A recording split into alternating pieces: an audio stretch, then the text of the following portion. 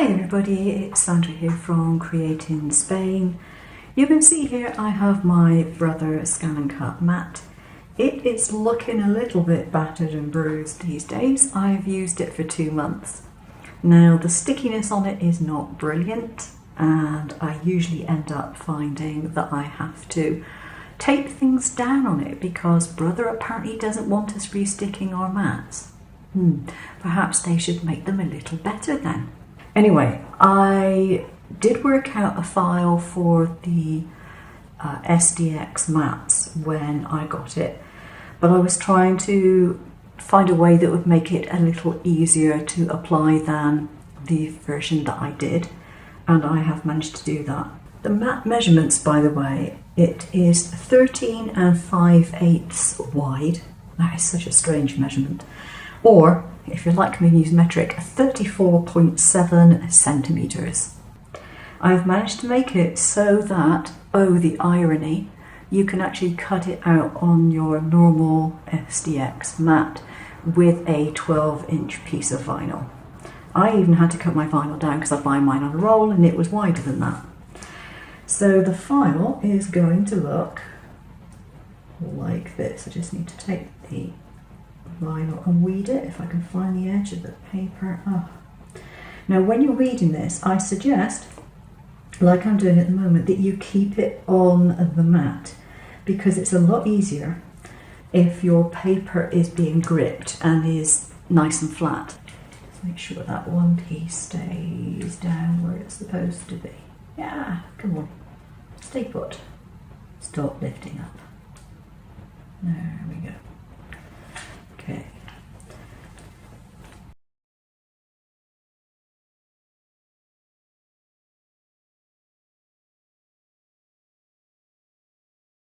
There we go. So that is what the file looks like. Okay. So what you want to do when you've got this cut out is you take your transfer paper, your film, whatever it is that you're using, and lay it over the top so that you can pick up all your pieces. When you have it all picked up, thankfully that hasn't gone through because that would be a pain if it had done that.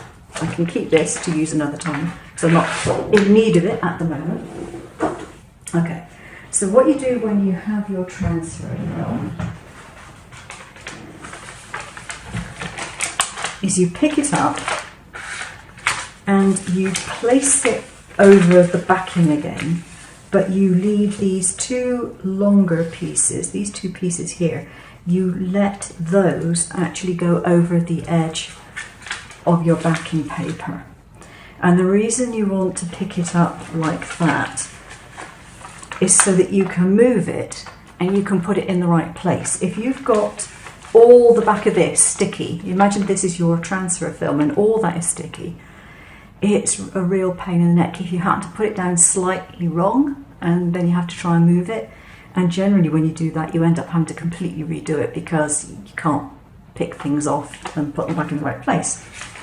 So you then have your piece of plastic cut to size,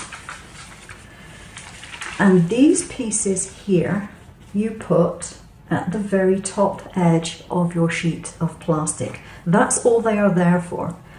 The top edge of that goes to the top edge of your plastic. Mark the center of your piece of plastic. I just put in a pen line just there and match that up with the center, and then match those two. Oops, those two go back so that those are at the very edge of your plastic here, and you stick it all down so you end up with these pieces stuck down. You can, when you've got that on, you can immediately remove these two pieces. They're not needed, they are just guides. This piece is also a guide because this line here indicates where your cutting starts. So this is the inside edge of your mat. If I get my other mat a second, I can show you what I mean. This edge here is this here. So as long as you have that lined up with the center, And these two long pieces lining up with the very edge of your mat here on the inside edge of it, everything is going to be in place properly, and you can use that as a guide to put your marks down.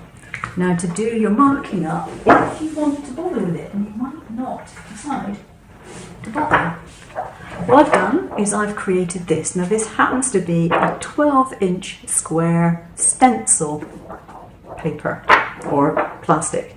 I actually purchased stencil plastic some time ago, and it's very handy because it happens to be 12 inches square, and I needed a 12-inch square. So that was really good. So all I did then was I lined that edge up with this and the centre, and there's 2 centimetres, pretty much 2 centimetres either side, so you can line it up, and then I just drew around my template here.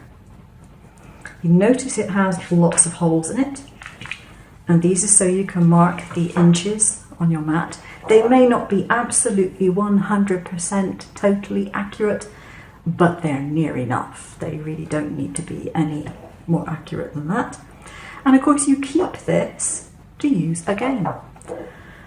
And every time you want to make a new mat, you can use it and you can mark things up, and you just get a ruler, join the dots, and there you are. And I used a thicker pen to denote the centre markings. So that's how I've made the DX mat. Now this is the markings for the 24-inch mat. Now the 24-inch mat does not have markings at the bottom. So this saves you the aggravation of having to do it at both ends. It never gets to read, if it's 24 inches, it never gets to read any registration marks on the base. But you can tell the machine it's a 12-inch mat and it still works. It doesn't make any difference. It's accepted whether you tell it it's a 12-inch or a 24. So if you're actually planning on using it as a 24-inch mat, fair enough, give yourself a really, really big piece of plastic. If you're not, you can either cut it down to the normal 12-inch size, or you can leave it a bit longer. So for example, if I had an A3 piece of paper, I could put it on here and probably take the whole lot. I could probably cut a whole A3 size. I don't often use an A3 size, so I haven't bothered to mark the bottom of it. But if you wanted to, you could just continue these lines and do another grid. But the other thing is that because you're telling it it's a 24-inch mat, but you might only be using 12 inches of it, there is absolutely nothing to stop you repeating those marks at this end and having a double-edged mat, one that you can put in either way, which as far as I'm concerned is pretty good. Now, to make it sticky, all you have to do is to do what you normally do to re-stick your mats, because of course I wouldn't dream of recommending this if you have a brand new machine. And you simply mask it off and put whatever adhesive you normally put onto it. I think if you're in the UK, they actually tell you you can use a certain UK adhesive, but I can't remember what it is. But for some reason the American market says, oh no, you shouldn't re-stick your mat. Yeah, so basically you save yourself a heck of a lot of money. And I did measure the thickness of this plastic against the actual mat, and it is pretty much the same. If anything, it is very slightly heavier, but not enough to make any difference. And what is it?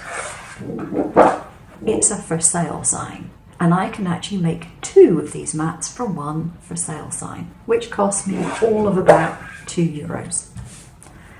I think I know which mat price I prefer. So there we go.